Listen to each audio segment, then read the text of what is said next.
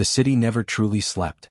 Neon lights flickered against cracked concrete, shadows stretched long across the streets, and behind every corner there was money waiting to be taken, if you were bold enough.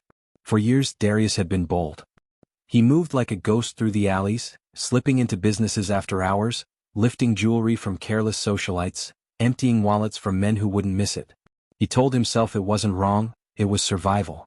Rich people would still wake up to their fine homes and silk sheets, while he vanished into the night with cash stuffed in his jacket.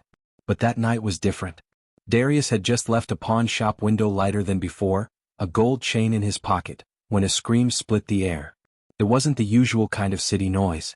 This one was sharp, desperate, full of terror. He turned a corner and saw her. A young woman, cornered against a brick wall by 4 men. They were laughing, circling like wolves. She was trembling, tears streaking her face. Darius froze. Every instinct told him to keep walking. It wasn't his business. Get home, count the money, move on. But his legs wouldn't listen. Something inside him snapped.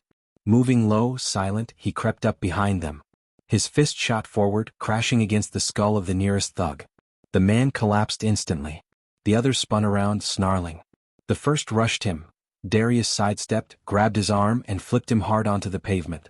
The second lunged with a knife, but Darius twisted his wrist, sent the blade skittering across the asphalt, and drove a knee into his gut. He crumpled.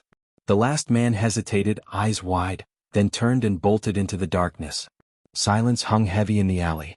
The woman was still pressed against the wall, shaking. She looked at Darius like he was something unreal. "Thank you," she whispered before running off into the night.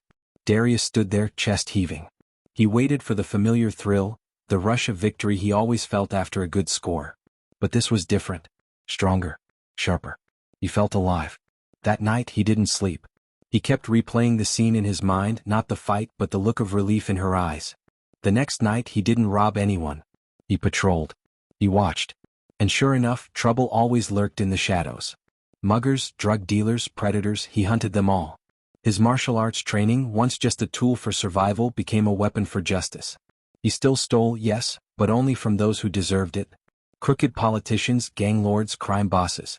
People who fed off the weak. He gave most of it back in quiet ways.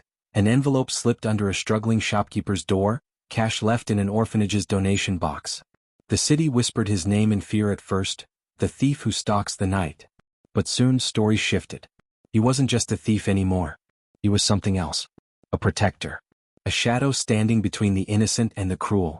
And for the first time in his life, Darius felt like he was stealing something worth keeping. His own redemption.